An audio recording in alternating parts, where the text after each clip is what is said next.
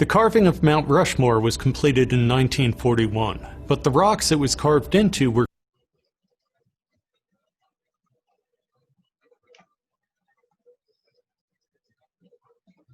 Happy birthday, Adnin. Thank you, Bhaiya.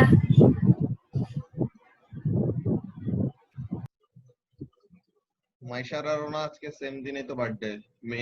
Mehnaz বলতেছিল যে তোমাদের দুজনেরই বার্থডে একই দিনে, তো ওগুলা নিয়ে কি কি প্ল্যান করতেছিল, কি করতেছিল? দেখছি ইনস্টাগ্রামে অ্যাকাউন্ট খুলে পোস্ট করছে।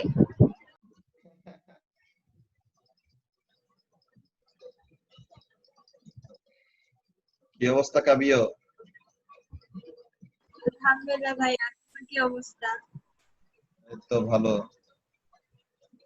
তুমি চুল কাইটা ফেলছো কেন? সাইড দিয়ে কেটে ফেলছি, সামনে দিয়ে পিছে দিয়ে বড়ই আছে।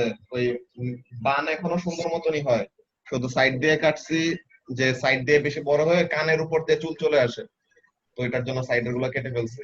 আর সাইড গুলো কাটলে আরো সুন্দর মতো বান করা যায়। দেখলাম তো।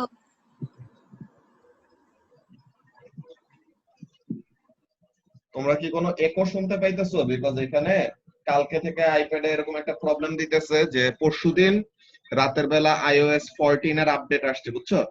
তো iOS 14 ফার্স্টে আপডেট দিলাম এরকম। Happy birthday Maishara. Thank you ভাইয়া। ওয়েলকাম।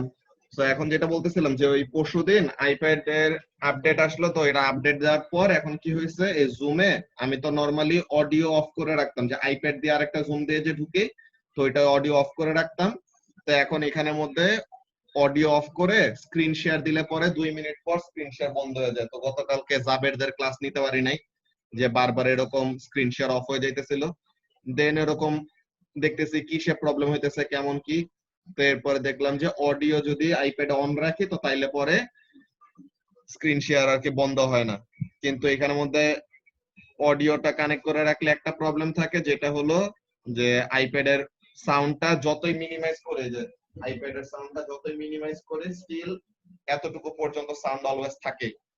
তো তাহলে এই সাউন্ডটাও এসে একোর প্রবলেমের জন্য অনেক সময় শুনতে প্রবলেম হইতে পারে। তো এটার জন্য ল্যাপটপ দূরে রেখে আইপ্যাড আবার দূরে নিয়ে যায়, আইপ্যাডে লিখে লিখে দেন পড়াইতে হইতেছে। তো আইপ্যাডের এই বাগ, এই সফটওয়্যারের বাগ, দেখা যাক আপডেট কবে আসে আবার ওর বাগের এটা ঠিক করে ফেললেই তাহলে আর প্রবলেম হবে না আবার।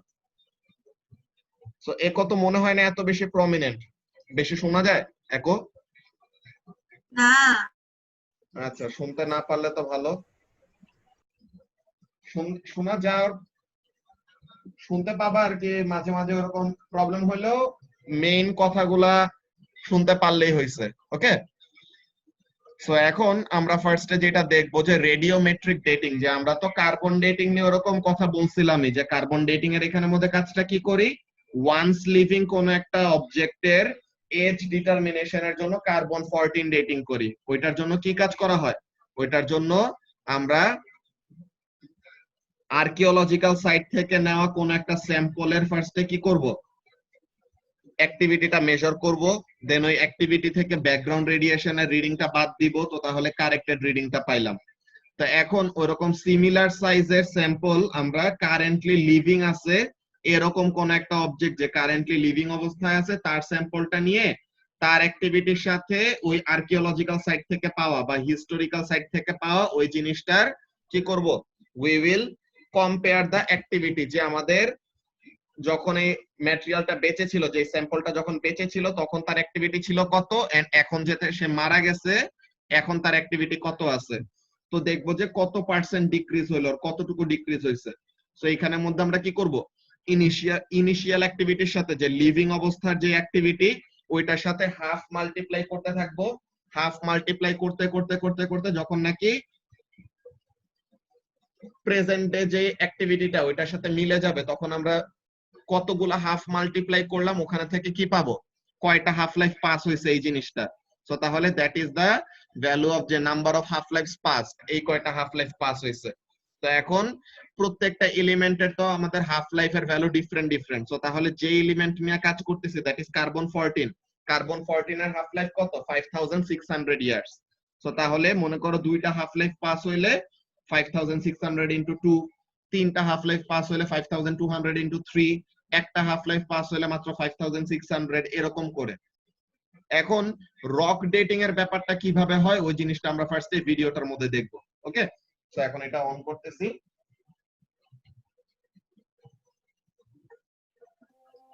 The carving of Mount Rushmore was completed in 1941, but the rocks it was carved into were completed quite a bit earlier than that, 1.7 billion years ago. How does a geologist know that? And how do they know that the Earth is 4.5 billion years old? The answer is a technique called radiometric dating, which lets us tell the age of certain types of rock. Radiometric dating relies on the fact that certain elements have what are called isotopes. These are versions of the atom with extra neutrons in them. Each radioactive isotope decays at a consistent rate. These measurements give us something called the half-life, or the amount of time it takes for 1/2 of the isotope to decay. When an isotope's half-life is up, half your original element will be gone, transformed into a different isotope. Another half-life and you're down to 1/4 of your original amount. A half-life after that and you're down to 1/8, and so on. The length of a half-life is different for every isotope. If you wait for enough half-lives to pass, you'll have a hard time detecting any of your original material. So to date something relatively recent, you want an isotope that decays quickly. To go older, you want an isotope that decays very slowly. The term carbon dating refers to dating using carbon-14, which we mentioned earlier.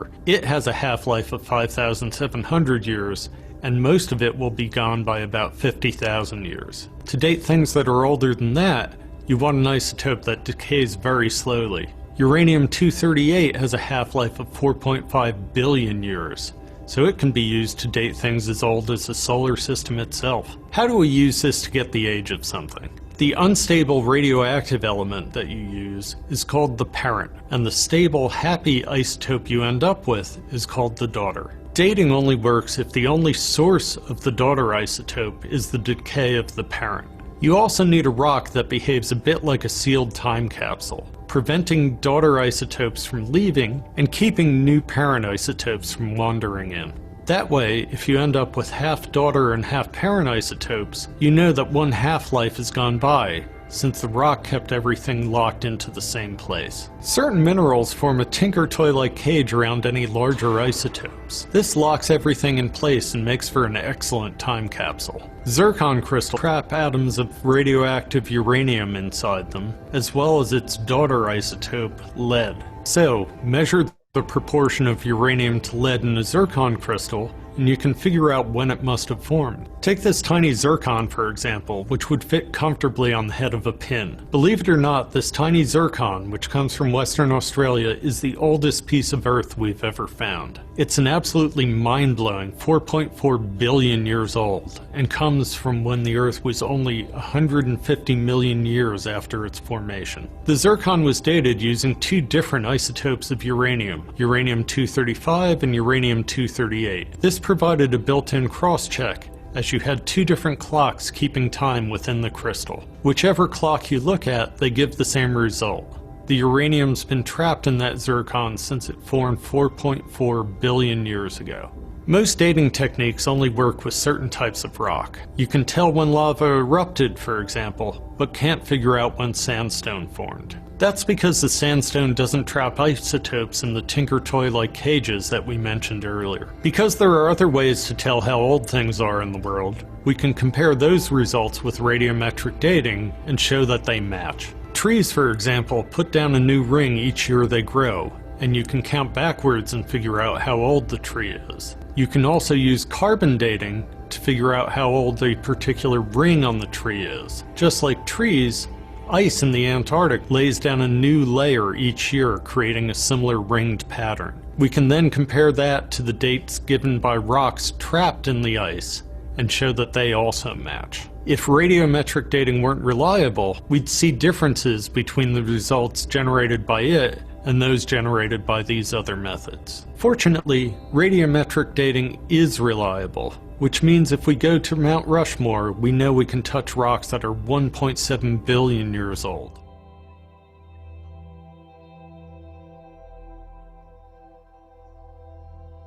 আচ্ছা, মাঝখান দিয়ে একটা problem হয়ে গেছে, একটা guardian call দিছিল, so আমার একটু দূরে যাওয়া লাগছিল। তো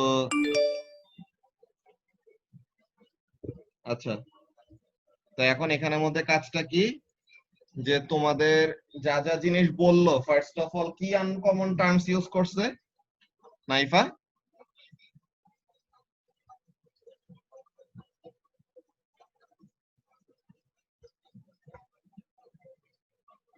ওই যে কি, তো মাইক আনমিউট করে বললে ভালো হয়, চ্যাটে এতক্ষণ ধরে। ও আচ্ছা, কি টয় ক্যাচ সামথিং, এইগুলা জিনিস, এগুলা কয়টা হলো আমাদের অন্য টার্ম, বুঝছো? এগুলো অন্য সায়েন্সের টার্ম, যে এটা আমাদের মেইনলি ফোকাস করার জিনিস না। মেইন আমাদের কাজটা হলো যে ইউরেনিয়াম থেকে যে লেট পর্যন্ত আসে, ওই যে আমাদের প্রসিডিওরটা কি হয়, যে আমাদের প্যারেন্ট নিউক্লিয়াটা ডিকে করে করে সে তার ডটার নিউক্লিয়াই পর্যন্ত আসবে। তো এখন প্যারেন্ট নিউক্লিয়াই এক লাফে কি করতে পারে, ডিকে করে তার ডটার নিউক্লিয়াটা ক্রিয়েট করে ফেলতে পারে। অর সে ডিকে করার পর সে যে ডটার নিউক্লিয়াটা ক্রিয়েট করলো, that daughter nuclei can also be radio active. তো ডটার নিউক্লিয়াটা যদি রেডিও অ্যাক্টিভ হয়, দেন সে আবার ডিকে করবে, দেন আবার তার ডিকের পরে আরেকজন ডটার নিউক্লিয়াই যে ফর্ম করলো ওইটাও রেডিও অ্যাক্টিভ হইতে পারে। সো এরকম আমাদের একটা ডিকে সিরিজ থাকে। তো মেইনলি আমাদের রক ডেটিং এর কাজটার সময় কি বলবো তাহলে, আমরা রক ডেটিং এর কাজটার সময় we will say something like this, যে আমরা যে রকের স্যাম্পলটা নিলাম, এই রকের স্যাম্পলটা নিয়ে দেখবো যে মেইন এখানে প্যারেন্ট রেডিও অ্যাক্টিভ এলিমেন্টটা কোনটা। ওকে, প্যারেন্ট রেডিও অ্যাক্টিভ এলিমেন্টটা কোনটা ওইটা দেখবো, এন্ড ওইটার পার্সেন্টেজ দেখবো। আর স্টেবল যে আমাদের আইসোটোপটা, যে প্যারেন্ট যে নিউক্লিয়াটা ওইটা ডিকে করে করে দেন স্টেবল হবে না, সো তাহলে ওই যে সে স্টেবল হইলো, তো স্টেবল হওয়ার পর ওই স্টেবল এলিমেন্টের অ্যাবান্ডেন্স কত পার্সেন্ট আছে ওই জিনিসটা দেখবো। ফাইনালি এই দুইটা জিনিসকে আমরা একসাথে মিলায় দেখবো যে প্যারেন্ট কত পার্সেন্ট আছে আর ডটার কত পার্সেন্ট আছে। বিকজ ইনিশিয়ালি তো পুরাটাই তো প্যারেন্ট নিউক্লিয়াই ছিল, তাই না? ইনিশিয়ালি তো আমাদের কোনো স্টেবল ডটার নিউক্লিয়াই ছিল না। তো ওই প্যারেন্ট নিউক্লিয়াটা ডিকে করে করে করে করে তো ডটার নিউক্লিয়াই গুলা ফর্ম করছে। সো তাহলে কত পার্সেন্ট ডিক্রিজ করলো ওইটা আমাদের ক্যালকুলেশনের প্রসেস আছে, ওইটা তোমরা A2 তে পড়বা, যে কিভাবে করে। যে আমাদের তো দেখছো আমাদের কোশ্চেন গুলা কিন্তু একদম ইজি ইজি থাকে, কেমন টাইপের, like always the values come out to be half. এই যে দেখো, ফার্স্টে দেওয়া ছিল 200, দেন মনে করো দিয়ে দিল 25। তো 200 থেকে 25 এ আসতে আমাদের একদম exactly something amount, something number of half multiply করতে হবে, যে 200 এর সাথে 3 বার হাফ মাল্টিপ্লাই করলে কি হবে, ইট উইল গিভ 25। কিন্তু তোমাকে যদি এরকম দিত যে ইনিশিয়াল হলো 200, এখন তোমার ফাইনাল অ্যাক্টিভিটি আছে হলো 115, তো তাহলে 115 যদি দিয়ে দেয়, তুমি কি হাফ মাল্টিপ্লাই করে করে বের করতে পারবা? এটা কিন্তু পারবা না। ইউ জাস্ট নো যে 200 এর হাফ করলে 100 হয়। তো তাহলে যেহেতু অ্যাক্টিভিটিটা 100 এর বেশি, দ্যাট মিন্স এখনো কি হয় নাই, একটা কমপ্লিট হাফ লাইফ পাস করে নাই। কিন্তু এক্স্যাক্টলি কতটুকু টাইম পাস করছে ওইটা তুমি পিন পয়েন্ট করে বলতে পারবা না। কিন্তু এটা বের করার আমাদের ফর্মুলা আছে, ওগুলা জিনিস তোমরা বড় হইলে শিখবা। ওকে, তো এখনের জন্য আমাদের মেইন যে কাজটা ছিল যে রেডিও অ্যাক্টিভিটির ইউজ গুলা, যে রেডিও অ্যাক্টিভিটির ইউজ গুলার মধ্যে কি কি, এই যে applications of radio activity. First of all আমরা মেডিসিনের, মেডিকেলের, ইন্ডাস্ট্রিয়াল এইসব কথাগুলো তো অলরেডি বলছি। তো আমাদের মেইনলি জিনিসগুলা বাকি কি ছিল, ডেটিং প্রসিডিওর গুলা। একটা হলো কার্বন ডেটিং আর একটা হলো রক ডেটিং। তো তাহলে carbon dating and rock dating এর যে প্রসিডিওর গুলো এখন কি মনে পড়ছে তোমাদের? কাবিও? হ্যাঁ। ওকে, ভেরি গুড। তোমরাও কি রাস্তায় নামছিলে নাকি যে এক্সাম দিতে চাও না ওইটা ওটার জন্য? না। আচ্ছা, তো তাহলে এখানের মধ্যে কাজটা কি, যে ওরা মাস্ক পরে পরে রাস্তার মধ্যে ঘুরে ব্যানার নিয়ে দাঁড়ায় আছে যে একসাথে পরীক্ষা দিবে না, একসাথে পরীক্ষা দিতে সময় করোনা হবে, এই হবে ওই হবে, আর এরা রাস্তার মধ্যে দাঁড়ায় এরা এরকম ইয়ে করতেছে, ব্যানার নিয়ে দাঁড়ায় আছে। মানে পোলাপেন কি যে করে দেখলে এত হাসি পায়। নকশা দেখলে মারতে মন চায়, ওরে বাপরে। তোমার এই বেবি সাইজ হ্যান্ডের মায়ের খাইলে কিছুই হবে না, বুঝছো নাইপা?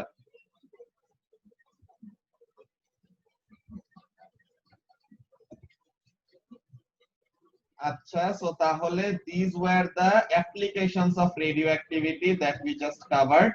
এখন এই যে আমরা রেডিও অ্যাক্টিভিটির জিনিসগুলা যে ইউজ করব, হ্যাঁ হ্যাঁ পড়াইতেছি নাইফা, খেয়াল করো যে এখানের মধ্যে কি বললাম, এই যে আমরা অ্যাপ্লিকেশনস গুলি দেখে রাখছি, দ্যাটস ভেরি গুড। আমরা এই কাজগুলাতে রেডিও অ্যাক্টিভ এলিমেন্ট গুলা বা রেডিও অ্যাক্টিভ সাবস্টেন্স ইউজ করতে পারি, কিন্তু আমাদের মেইন যে ব্যাপারটা, রেডিও অ্যাক্টিভিটি তো আমাদের জন্য অনেক সময় ভালো না। কেন?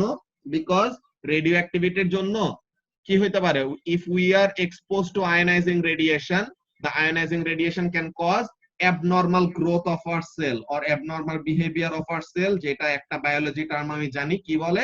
Sell mutation. ইয়েস, এখন থেকে বায়োলজি পড়াবো। তো এখন এখানের মধ্যে কি বললাম, যে সেল মিউটেশন হইলে পরে কি হয়, it can eventually lead to cancer, যেটার জন্য কি হবে, আমাদের মানুষ বাঁচতে পারবে না। তো এটা তো ভালো জিনিস না। ভালো জিনিস, মানুষ মরলে ভালো, অনেকগুলা দিক দিয়ে ভালো, কিন্তু বেঁচে থাকতে সময় তো আর বোঝা যায় না। ঠিক আছে, তো এখন এখানের মধ্যে কাজটা কি, যে ডেঞ্জার যে আমাদের থাকে, আমাদের হেলথের উপর যে একটা ডেঞ্জার পোজ করতেছে রেডিও অ্যাক্টিভ এই জিনিসগুলা, তো এইটা হলো আমাদের জন্য খুবই বাজে সমস্যা। তো এর জন্য তাদেরকে কি করতে হবে, we have to handle them carefully. How can we do that? তাদেরকে আমরা ডিরেক্টলি কখনো টাচ করব না, বুঝছো? রেডিও অ্যাক্টিভ এলিমেন্ট গুলাকে কখনো ডিরেক্টলি হাতে ধরবো না, খালি হাতে ধরবো না। We will always use gloves, we will use goggles, we will use tongs and tweezers. ঠিক আছে, টংস আর টুইজার ইউজ করে আমরা হাতের থেকে দূরে রেখে তাদেরকে এরকম হ্যান্ডেল করব, যে ডিরেক্ট আমরা কন্ট্যাক্টে আসবো না, আর কাছে আসবো না। ওকে, তাহলে যেন আমাদের কি না হয়, তাহলে যেন আমাদের রেডিয়েশনের এক্সপোজারটা বেশি না হয়, তো তাহলে আমরা যেন সেফ থাকতে পারি। এরপরে গামা রেডিয়েশন ইউজ করে যে কি করে, ক্যান্সারাস সেল গুলাকে মারতে পারে এমন এমন কাজ, তো ওগুলোর জন্য কি করতে হয়, the doctors or the physicians যারা নাকি এই অপারেশন গুলা নিয়ে এরকম কাজগুলা করবে, তারা কি থাকে, দে স্টে ফেয়ার ডিস্টেন্স অ্যাওয়ে, তাহলে যেন তাদের গায়ে দিয়ে কি না হয়, ওই রকম আয়োনাইজিং রেডিয়েশনটা না যাইতে পারে। ওকে, তো এই ব্যাপারগুলো এখানের মধ্যে dangers to uses of radioactive elements or radioactive substances, ওইসব জিনিসগুলো লেখা ছিল, এগুলাতে মনে হয় না তোমাদের প্রবলেম থাকার কথা। এখন আমাদের রেডিও অ্যাক্টিভিটির লাস্ট চ্যাপ্টার যে জিনিসটা বাকি ছিল, কি, ফিশন এন্ড ফিউশন। তো এখন ফিশন আর ফিউশন রিঅ্যাকশন বোঝানোর জন্য তোমাদেরকে ফার্স্টে কি বলছিলাম, ফার্স্টে তোমাদেরকে একটা আইডিয়া ডেভেলপ করাইছিলাম তোমাদের মাথায়, যে বাইন্ডিং এনার্জির জিনিসটা মনে আছে মাইশারা? বাইন্ডিং এনার্জি জিনিসটা কি ছিল, যে আমরা ওইরকম ভাবে বলছিলাম যে নিউক্লিয়াসের ভিতরে প্রোটন আর নিউট্রন থাকে, তাই না? তো প্রোটন আর নিউট্রনের মধ্যে নিউট্রন হলো নিউট্রাল আর প্রোটন হলো পজিটিভলি চার্জ। তো যেহেতু প্রোটন হলো পজিটিভ চার্জ, তো এখন এত কাছে যদি এই প্রোটন গুলা থাকে, হোয়াট উইল হ্যাপেন, প্রোটন গুলি একজন আরেকজনকে অ্যাট্রাক্ট করবে নাকি রিপেল করবে? তারা একজন আরেকজনকে রিপেল করবে। তো এই যে প্রোটন গুলি একজন আরেকজনকে রিপেল করবে, তো তাহলে আমাদের কি করার কথা, আমাদের তো নিউক্লিয়াসটা ভেঙে যাওয়ার কথা। ওকে, কিন্তু নিউক্লিয়াসটা এটা স্প্লিট না করে কি করে, তার পজিশনটা এরকম ধরে রাখতে পারে। What is the reason? Because nuclear binding energy নামের একটা এনার্জি ক্রিয়েট করে অর এনার্জি প্রডিউস করে কারা, প্রোটন আর নিউট্রন, ওরা মিলে কি করে, নিউক্লিয়ার বাইন্ডিং এনার্জি নামের একটা এনার্জি তারা প্রডিউস করে। কিভাবে?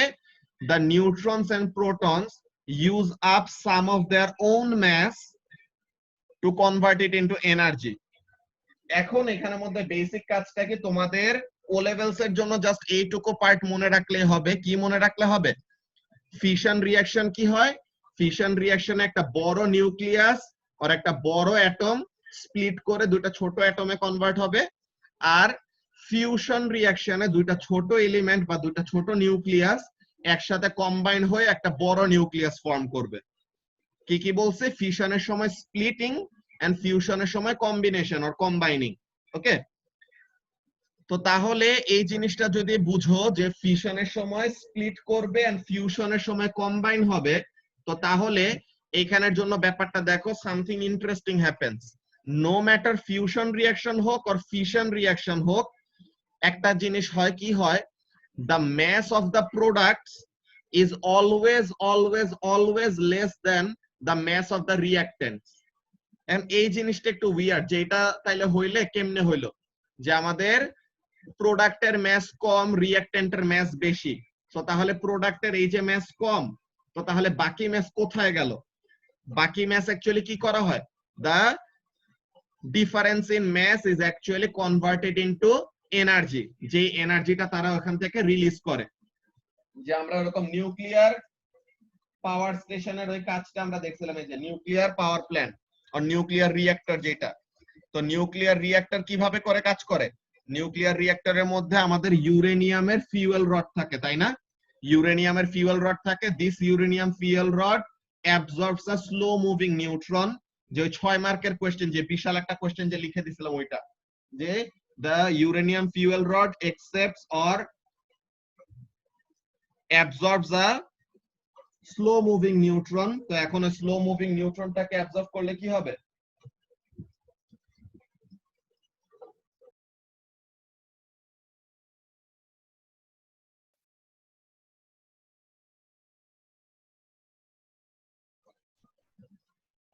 হঠাৎ করে আইপ্যাডে কেমন সাউন্ড করা শুরু করতেছিল, ওটার জন্য ফার্স্টে অফ করে দেখলাম যে আসলে কি হয়েছে।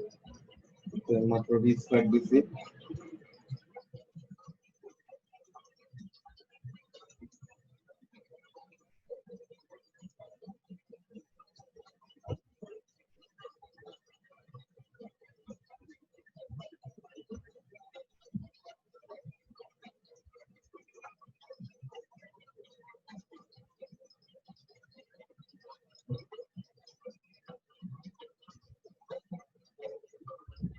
আচ্ছা, সো তাহলে আমরা যে জিনিসটা নিয়ে কথা বলতেছিলাম কি ছিল, যে আমাদের ফিশন এন্ড ফিউশন রিঅ্যাকশনের টাইপ।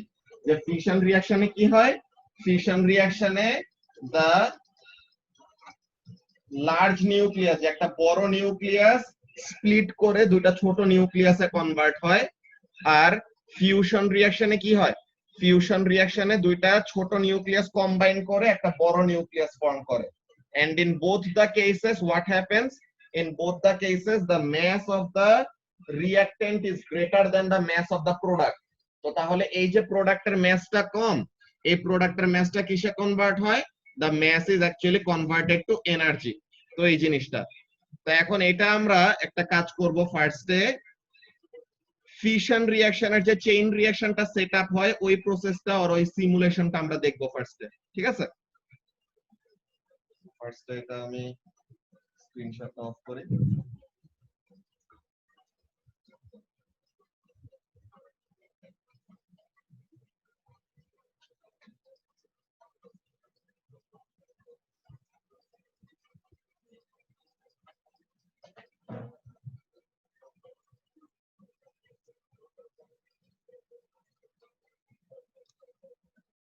তোমরা কি আমার কথা শুনতে পাইতেছো না নাইফা?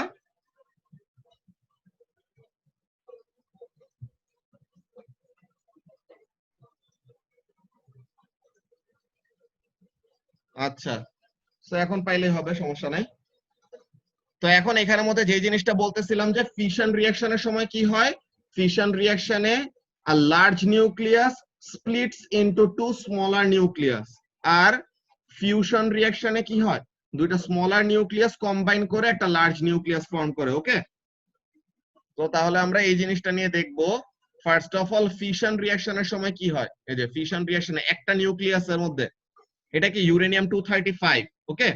এখন ইউরেনিয়াম 235 এর দিকে যদি আমি একটা কি করি, নিউট্রন দেই, তো তাহলে নিউট্রনটা ইউরেনিয়াম 235 যদি অ্যাবজর্ব করে, এটা কিসে কনভার্ট হবে? ইউরেনিয়াম 236। এখন ইউরেনিয়াম 236 টা হলো আনস্টেবল, তো তখন সে কি করবে? স্প্লিট করবে। তো এটা আমরা দেখি। দেখছো কি হয়েছে? যে এখানের মধ্যে ফার্স্টে আমাদের এই যে ইউরেনিয়াম 235 এর নিউক্লিয়াসটা আছে, একটা নিউট্রন সে অ্যাবজর্ব করলো, আনস্টেবল হইলো। আনস্টেবল হওয়ার পর দুইটা স্মলার নিউক্লিয়াস এন্ড তিনটা আলাদা নিউট্রন সে রিলিজ করছে। এই যে চেইন রিঅ্যাকশন যদি আমরা দেখি, যে এখানের মধ্যে নিউক্লিয়ার নাম্বার মনে করো আমি দিলাম, নিউক্লিয়ার নাম্বার যদি আমি কম দেই, মনে করো মাত্র 5টা দিলাম, তো তাহলে এই যে একটা নিউট্রন, দেখছো যে এখানের মধ্যে কি হলো, মাত্র 5টা নিউক্লিয়াস দিয়ে কাজ করছে দেখে সবগুলাকে ওরকম কি করতে পারে নাই, নিউট্রন যায় হিট করতে পারে নাই। কিন্তু আমি যখন নাকি আমার বেশি বেশি করে নিউক্লিয়াস ইউজ করব, এখন দেখো একটা নিউট্রন দিব, জাস্ট একটা নিউট্রন, এই নিউট্রন যে অন্য নিউট্রন গুলাকে রিলিজ করাইতেছে, দেন তাহলে ফাইনালি সবগুলো এরকম রিঅ্যাক্ট করে শেষ হয়ে যাবে, জাস্ট একটা থেকে গেছে আনরিঅ্যাক্টেড এমন। তো আবার যদি এখানের মধ্যে দেই এই ইউরেনিয়াম 235, একটা নিউট্রন দিলাম, এরকম চেইন রিঅ্যাকশন সেটআপ হয়ে সবগুলা রিঅ্যাক্ট হয়ে শেষ হয়ে গেল। বুঝতে পারতেছো যে চেইন রিঅ্যাকশন ব্যাপারটা অ্যাকচুয়ালি কিভাবে করে হইতেছে?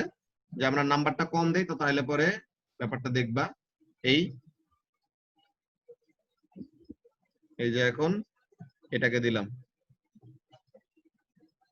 অন্য নিউট্রন গুলো একটাও ইউরেনিয়ামকে হিট করতে পারে নাই, সো তাহলে বাকিগুলো রিঅ্যাক্ট করে নাই। কিন্তু আমি যদি নাম্বার অফ ইউরেনিয়াম বাড়ায় দেই তো তাহলে কি, এখন আরো নিউট্রন গুলো যেই দিকেই যাক সে ওখানে যে কি পাবে, ইভেনচুয়ালি একটা ইউরেনিয়ামকে পেয়ে যাবে হিট করার মতো, তাই না?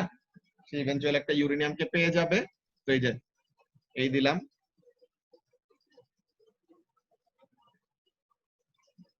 এরকম প্রত্যেকটা ইউরেনিয়াম কি করতেছে, 3টা করে নিউট্রন ছাড়তেছে। তো ওই 3টা নিউট্রন যে ফার্দার অন্য নিউট্রন গুলা কি বলে অন্য ইউরেনিয়াম গুলার কাছে অ্যাবজর্ব হইলে পরে তখন আমরা কি করতে পারতেছি, দেখতে পাইতেছি একটা কন্টেইনমেন্ট ভেসেল দিয়ে দিছে যে এটার ভিতরে ওরকম থাকবে, যেখানে নাম্বার ওরকম দিয়ে দিলাম। আচ্ছা, এটাতে 47টার বেশি দেওয়া যাবে না।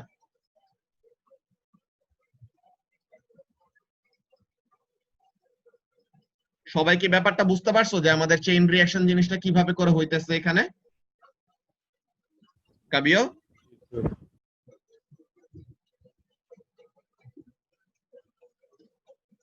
কাবিও তো নাই, আদনিনকে বুঝতে পারতেছো? জি। অলরাইট, এখন আমরা যদি মেইন রিঅ্যাক্টরটা দেখি, যে এইটা হলো আমাদের কন্ট্রোল রড, ঠিক আছে, কন্ট্রোল রড অ্যাডজাস্টার, যে আমরা এটাকে কন্ট্রোল রড রিঅ্যাক্টরের ভিতরে ঢুকাইতে পারি বা রিঅ্যাক্টর থেকে বের করে রাখতে পারি। আর এই যে এই ডট গুলা দেখতেছো এগুলা কি, এগুলা হলো ইউরেনিয়াম, সো এগুলা হলো ফিউয়েল রড। ওকে, সো এগুলা হলো ফিউয়েল রড, আর এগুলা হলো কন্ট্রোল রড, গ্লু গুলা কন্ট্রোল রড। সো এখন যদি ফিউয়েল রড শুধু থাকে, আমি যদি কন্ট্রোল রড বাইরে রাখি তো তাহলে দেখো কি হয়, একটা নিউট্রন ফায়ার করলাম, এই একটা নিউট্রন যায় অন্য ইউরেনিয়াম গুলাকে রিঅ্যাক্ট করাইতেছে,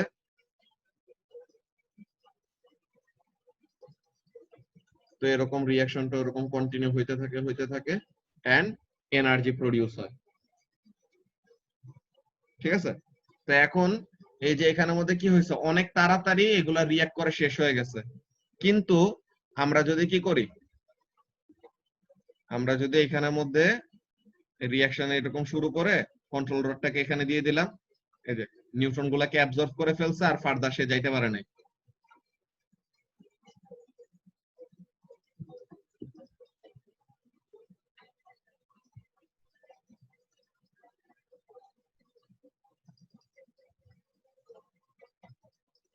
এখানের মধ্যে তোমাদের ফার্স্টে দেখো, যদি আমরা কোনো কন্ট্রোল রড না দেই, ওকে, যদি কোনো কন্ট্রোল রড না দেই, দেখো কি হয়, টেম্পারেচারটা অনেক তাড়াতাড়ি বেড়ে যায়, which will cause some problem, যে আমাদের এই পুরো নিউক্লিয়ার রিঅ্যাক্টরটা কি হইতে পারে, এক্সপ্লোড করতে পারে। ওকে, যে এরকম আমরা যদি অনেকগুলা নিউট্রন এরকম, টেম্পারেচার দেখছো কত তাড়াতাড়ি বেড়ে গেছে, তো এরকম ওয়েতে টেম্পারেচার বাড়াটা হলো খারাপ, যে এত তাড়াতাড়ি রিঅ্যাকশনটা হচ্ছে যে ইভেন্চুয়ালি কি করবে, it will cause the reactor to explode, যে এটা একটা অ্যাটম বম হয়ে যাবে, যে আমাদের নিউক্লিয়ার রিঅ্যাকশন হচ্ছে ঠিকই কিন্তু কি হইতেছে না, এটাকে কন্ট্রোল করতেছি না রেট অফ রিঅ্যাকশনটা। তো এর জন্য আমরা কন্ট্রোল রড দিয়ে কি করি, কন্ট্রোল রড দিয়ে আমরা নিউট্রনকে অ্যাবজর্ব করে নেই, তাহলে যেন কি না হয়, আমাদের রিঅ্যাকশনের রেটটা আউট অফ হ্যান্ড না হয়ে যায়, যে অনেক বেশি যেন না হয়ে যায়। এন্ড মডারেটর নামের একটা জিনিস ইউজ করা হয়, মডারেটরের কাজ কি মনে আছে মাইশারা? It slows down the neutrons. Neutron গুলাকে স্লো ডাউন করে ফেলে। কেন স্লো ডাউন করা দরকার? নিউট্রন গুলাকে না স্লো ডাউন করলে পরে কি হবে, নিউট্রন গুলা ফাস্ট মুভ করলে এত ইজিলি ইউরেনিয়ামটা কি করতে পারে না, অ্যাবজর্ব করতে পারে না, বুঝছো? তো তাহলে নিউট্রন গুলা স্লো মুভিং হলে it is more easily absorb by the uranium 235। So এর জন্য নিউট্রন গুলাকে কি বানায়, স্লো বানায়। এখন এই যে নিউট্রন গুলা ফাস্ট মুভ করতেছিল, এখন তাদেরকে স্লো বানাইলাম, তো তাহলে নিউট্রন গুলা যে ফাস্ট মুভ করতেছিল কি ছিল তাদের মধ্যে, কাইনেটিক এনার্জি ছিল না বলতো? এই যে তাদের কাইনেটিক এনার্জিটা ছিল, এই কাইনেটিক এনার্জিটা এখন তো নাই হয়ে গেছে, বিকজ নিউট্রন গুলো স্লো ডাউন হয়ে গেছে, তো কাইনেটিক এনার্জি কমে গেল। তো কাইনেটিক এনার্জি কমে তো অন্য কোন ফর্মে কনভার্ট হবে, কি ফর্মে কনভার্ট হয় নাইফা?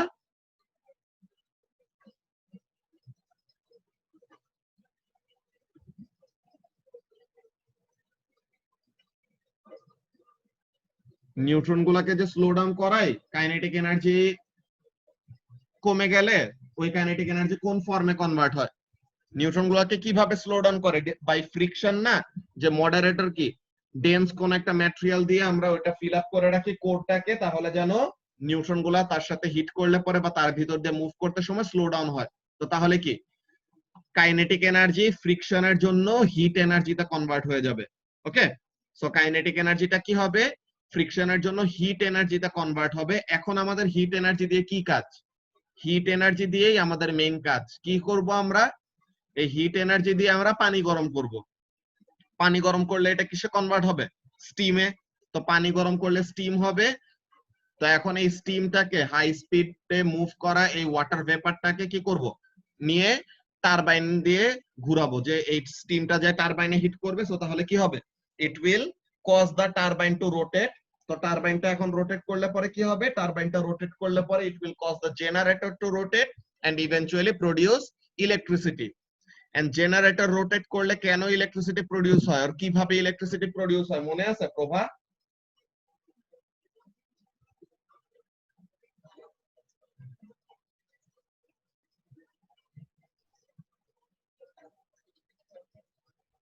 মতখর মনে আছে জেনারেটর কিভাবে ইলেকট্রিসিটি প্রডিউস করে?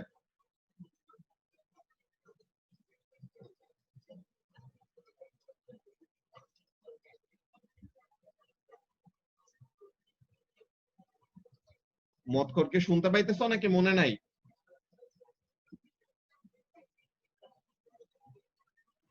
মনে নাই ভাইয়া। আচ্ছা, তো এখন এখানের মধ্যে কি করে দেখো, টারবাইনটা ঘুরলে জেনারেটরটা যখন নাকি ঘুরাবে কি হবে, জেনারেটরের ভিতরে কয়েল অফ ওয়্যার থাকে। এখন এই কয়েল অফ ওয়্যার গুলা ম্যাগনেটের ভিতর দিয়ে পাস হয়। তো তাহলে কয়েল অফ ওয়্যার যখন নাকি ম্যাগনেটিক ফিল্ড লাইন কাট করবে কি হবে, when the coil of wire voltage magnetic field lines, তখন ভোল্টেজ ইনডিউস হবে আর ইলেকট্রিসিটি প্রডিউস করবে। ঠিক আছে, তো ওইভাবে করে। তো এই ম্যাগনেটিজমের ওগুলা জিনিসও তো রিভিউ করা লাগবে, এগুলা ভুলে গেলে চলবে না, বুঝছো? এগুলো মনে রাখতে হবে ভালো মতো। তো তাহলে কি বললাম, যে টারবাইন ঘুরায়, জেনারেটর ঘুরবে, দেন ইলেকট্রিসিটি প্রডিউস হবে, এটা তো আমাদের সব সময় জানা ছিল। কিন্তু জেনারেটর ঘুরলে কিভাবে ইলেকট্রিসিটি প্রডিউস হয় ওই জিনিসটা, এন্ড এ নিউক্লিয়ার রিঅ্যাক্টর কিভাবে করে আমাদের ইলেকট্রিসিটি প্রোডাকশনের জন্য হিট এনার্জি সাপ্লাই করতে পারে, ওই জিনিসটা আমরা এখন এখানের জন্য বলছি। ওকে, তো এগুলা জিনিস তোমাদের নোটস গুলা কিন্তু অনেক ভালো মতো রিভিশন দেওয়া লাগবে। নোট গুলা, ক্লাসের নোট গুলা ভালো মতো যদি না পড়ো তো তাহলে মনে থাকবে না। এটা খুবই একটা বাজে জিনিস হয়েছে যে তোমাদের গ্যাপটা হওয়াতে অনেকগুলা জিনিস তোমরা ভুলে গেছো। তো এইগুলা জিনিস বারবার বারবার করে রিভিউর মধ্যে রাখতে হবে। ওকে, তো তাহলে যেটা বললাম, নিউক্লিয়ার রিঅ্যাক্টরের ভিতরে যে ফিউশন রিঅ্যাক্টর নাই আমাদের এখনো, বিকজ ফিউশন রিঅ্যাকশন আর্থের মধ্যে সাস্টেইনেবল ওয়েতে এখনো ডেভেলপ করা যায় নাই। ওটা আমরা ফিউচারে দেখবো যে এটা কি পসিবল নাকি না। ওকে, তো এটা আমাদের ফিউচারে দেখা যাবে if it is actually feasible or not. কিন্তু ফিউশন রিঅ্যাক্টর না থাকলেও ফিশন রিঅ্যাক্টর ঠিকই আছে। তো এই ফিশন রিঅ্যাক্টর কিভাবে করে কাজ করে এই জিনিসটা আমরা এখন এখানের মধ্যে এক্সপ্লেইন করছি। এটা কি কারো কোনো কনফিউশন আছে কিভাবে করে আমাদের একটা ফিশন রিঅ্যাক্টর কাজ করে, নিউক্লিয়ার ফিশন রিঅ্যাক্টর?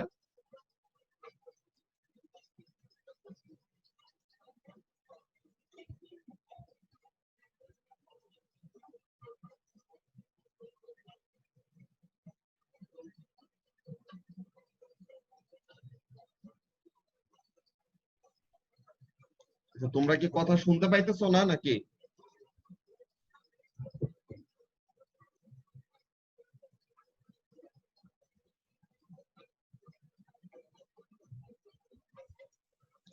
আচ্ছা, প্রবলেম নাই কোনো, ভেরি গুড। তো তাহলে প্রবলেম না থাকলে পরে ভালো। সো এই নিউক্লিয়ার রিঅ্যাক্টরের এই কাজটা তো আমরা ফার্স্ট অফ অল দেখলাম। এন্ড আরেকটা জিনিস আমাদের কি আছে, ফিশন, কি বলে, ফিউশন রিঅ্যাকশন। তো এখন ফিউশন রিঅ্যাকশনের এখানের মধ্যে কাজটা কি? ফিউশন রিঅ্যাকশনের এখানের মধ্যে কাজটা হলো যে দুইটা স্মল নিউক্লিয়াস একসাথে কম্বাইন করে একটা বড় নিউক্লিয়াস ফর্ম করবে। তো এই যে একটা বড় নিউক্লিয়াস ফর্ম করে, even though the nucleus is larger, still রিঅ্যাক্টেন্টের টোটাল মাস যখন নাকি সাম করবা, the total mass of reactant will be greater than that of the product। যে এটার মধ্যে আমরা এটা আবার শেয়ার দেই, দেখো তাহলে পরে বুঝতে পারবা। স্টুডেন্ট বুকের ওই পার্টটুকু আমরা দেখাই।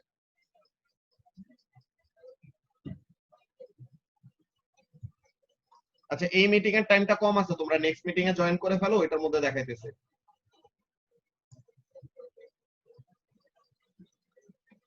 আচ্ছা,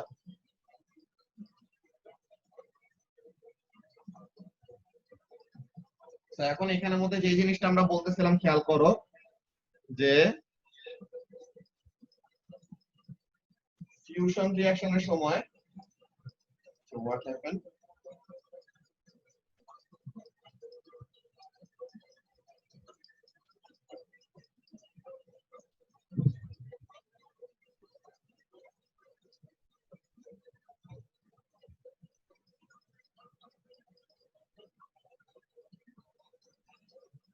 আচ্ছা, তো তাহলে এখানের মধ্যে যেটা বলতেছিলাম যে ফিউশন রিঅ্যাকশনের সময় কি হবে, দুইটা স্মল নিউক্লিয়াস একসাথে কম্বাইন করে একটা বড় নিউক্লিয়াস ফর্ম করবে।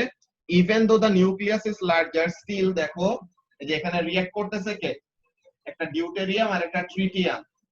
তো একটা ডিউটেরিয়াম আর একটা ট্রিটিয়াম মিলে যত ম্যাস, যে রিঅ্যাক্টেন্টের যত ম্যাস, ওইটার থেকে প্রোটনের ম্যাস কি কম নাকি বেশি? প্রোটনের ম্যাস হলো, কি বলে, প্রোডাক্টের ম্যাস হলো কম। দ্যাটস ওয়াই রিঅ্যাক্টেন্ট গুলা ব্যালেন্সের নিচে নেমে আছে আর প্রোডাক্ট গুলা কি করছে, ব্যালেন্সের উপরে উঠে আছে। সো তাহলে এই জিনিসটার জন্য আমাদের কি বোঝা যাইতেছে, the mass of the product is less than the mass of the reactant. তো তাহলে এটা হওয়ার মানে কি, এটার হওয়ার মানে হলো ম্যাস আমাদের কোনো ওয়েতে লস হয়ে গেছে বা অন্য কোনো ফর্মে চলে গেছে। কিভাবে হইতে পারে এটা, the mass has been converted to energy. তো ওই এনার্জিটাই আমরা এখানের মধ্যে পাই। ঠিক আছে, ফিউশন রিঅ্যাকশন বা ফিশন রিঅ্যাকশনের পর তারা যে এনার্জিটা রিলিজ করে, where does this energy come from? This energy comes from the decrease in mass of the products। বুঝতে পারছো যে এখানের মধ্যে ব্যাপারটা কি লেখা, এক্সপ্লেনেশন দেখো কাজটা কি।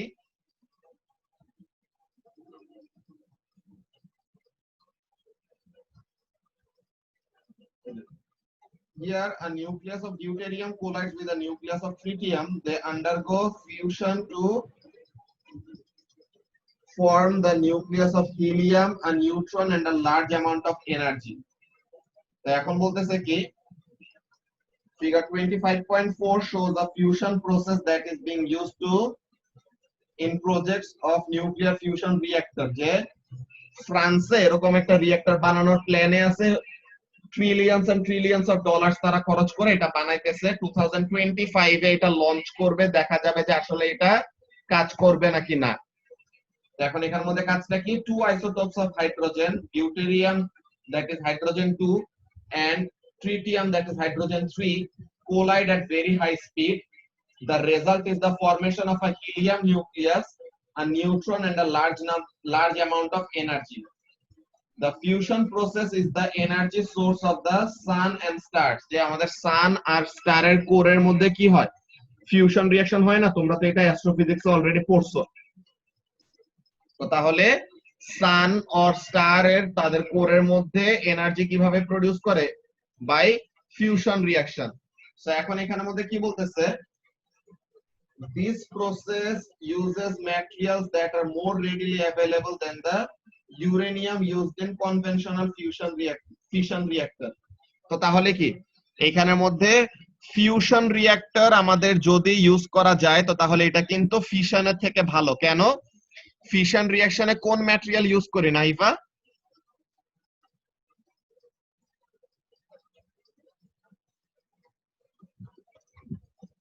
ফিশন রিঅ্যাকশনের জন্য রিঅ্যাক্টরের জন্য উই ইউজ ইউরেনিয়াম, তাই তো? Very good, uranium. তো এখন ইউরেনিয়াম যে আমরা ইউজ করি, ইউরেনিয়ামের প্রবলেমটা কি? সে তো এত বেশি অ্যাবান্ডেন্ট না, তাকে তো এত ইজিলি আর্থে খুঁজে পাওয়া যায় না। কিন্তু ফিউশন রিঅ্যাকশন যদি আমরা করাইতে পারি, এখানের মধ্যে কি করা যাবে? হাইড্রোজেন তো আমাদের রেডিলি অ্যাভেলেবল, সো তাহলে হাইড্রোজেন গুলা দিয়ে আমরা কি করতে পারবো? দ্য র material for fusion reaction is readily available. So এই ব্যাপারগুলো মাথায় রাখা লাগবে, যে পয়েন্ট গুলা বলতেছি, যে এই যে প্যারাগ্রাফটা দেওয়া, এই প্যারাগ্রাফের মধ্যে অনেক বড় একটা ইনফরমেশন আছে। এরকম একটা তোমাদের কোশ্চেন আসতেই পারে। কি কোশ্চেন? যে how a fusion reactor will be better than a fission reactor. So তাহলে এখানের মধ্যে আমাদের অ্যাডভান্টেজ গুলি কি? একটা হলো ফিউশন রিঅ্যাকশনের সময় the materials that are used are readily available or the raw materials are easily accessible. ওকে, এরপরে আমরা এখানের মধ্যে দেখি and has the advantage of producing no radioactive waste. যে আমাদের ইউরেনিয়াম তো ডিকে করে বা ইউরেনিয়ামটা স্প্লিট করে তো আমাদের কি করে, যে যে দুইটা ডটার নিউক্লিয়াস ফর্ম করে তারাও থাকে রেডিও অ্যাক্টিভ, কিন্তু ফিউশন রিঅ্যাকশনের প্রোডাক্টটাও কি থাকে? স্টেবল থাকে। ফিউশন রিঅ্যাকশনের প্রোডাক্ট রেডিও অ্যাক্টিভ হয় না। তো তাহলে এখানে থেকে আমাদের ফিউশন রিঅ্যাকশনের থেকে ফিউশনটা ভালো। এরপর আবার কি প্রবলেমটা কোথায়? The problem is creating the very high temperatures needed to make the deuterium and tritium nuclei collide with enough energy to overcome the repulsive force between the positive electric charge in the nuclei of each isotope. So তাহলে main আমাদের প্রবলেমটা কোথায়? অনেক high temperature and high pressure, যে high temperature, pressure and density of material যখন নাকি আমরা ensure করব, তখনই শুধু কি করতে পারবে? সুন্দর মতো সে রিঅ্যাকশনটা করে, হ্যাঁ, রিঅ্যাকশনটা করে it will be producing a larger nuclei. কিন্তু এই যে যত তুমি দুইটা নিউক্লিয়াস কাছে আনবা, কি করবে? নিউক্লিয়াস পজিটিভ চার্জ না, তো তাহলে পজিটিভ তো আরেকটা পজিটিভ চার্জকে রিপেল করবে। তো তাহলে এর জন্য কি করতে চাবে না? They will not want to get combined with one another. তো এটাকে কম্বাইন করার জন্য what we need to do? তাদের রিপালসিভ ফোর্সটাকেও ওভারকাম করতে হবে। তো এই রিপালসিভ ফোর্সটাকে ওভারকাম করার জন্য আমাদের ইনসেন লেভেলের টেম্পারেচার লাগে। কত?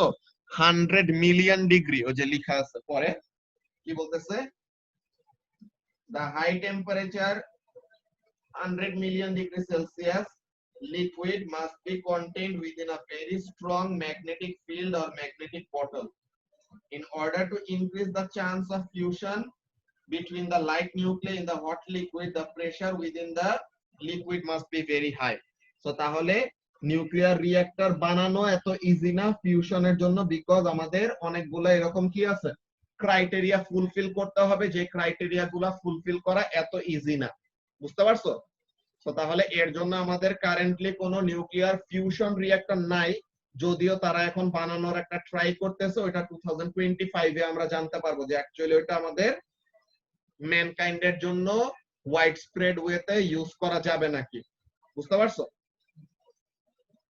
তো এটা হলো আমাদের ফিউশন রিঅ্যাকশনের পার্টটা, তোমাদের স্টুডেন্ট বুকে যতটুকু জিনিস ছিল। তো স্টুডেন্ট বুকের থেকে এই চ্যাপ্টার গুলা কিন্তু রিডিং পড়তে হবে। বুঝতে পারছো? স্টুডেন্ট বুক থেকে এই চ্যাপ্টার গুলি পুরাটা রিডিং পড়তে হবে, তাহলে যেন তোমাদের একটা ভালো আইডিয়া থাকে যে অ্যাকচুয়ালি এইগুলা তো নতুন টপিক অ্যাড করা হয়েছে। সো তাহলে নিউ সিলেবাসের এই নতুন টপিক গুলা তোমরা স্টুডেন্ট বুক থেকে স্পেসিফিক্যালি পড়বা, সো দ্যাট মেইন এক্সামে কোনো প্রবলেম ফেস না করো। বিকজ নতুন বই দিছে মানে কি, নতুন বই, নতুন সিলেবাস, তো নতুন বইয়ের থেকে আমাদের অনেকগুলো এরকম কোশ্চেন তারা সেট করবে। ওকে, তো তাহলে এর জন্য স্টুডেন্ট বুকটাকে ভালো একটা প্রায়োরিটি দিয়ে এটা রিডিং করতে হবে। ঠিক আছে? কারো কি কোনো কোশ্চেন আছে এখন রেডিও অ্যাক্টিভিটি রিলেটেড?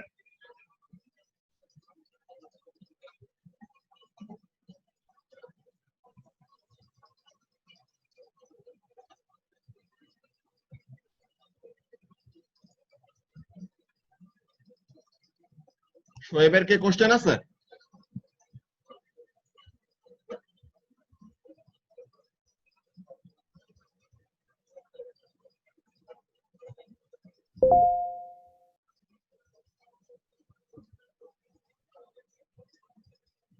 আচ্ছা, সো কোয়েশ্চেন যদি না থাকে তাহলে তো ভালো। তো কোয়েশ্চেন না থাকলে পরে আমাদের রেডিও অ্যাক্টিভিটির এই রিভিউটা আমরা এখানের মধ্যে শেষ করব, ঠিক আছে?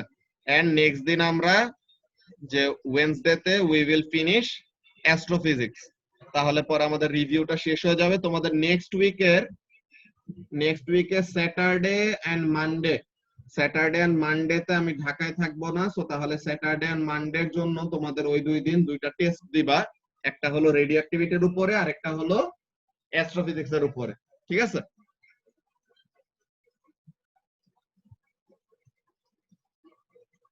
তো তাহলে আজকে আমাদের ক্লাসটা এখানের মধ্যে শেষ করব।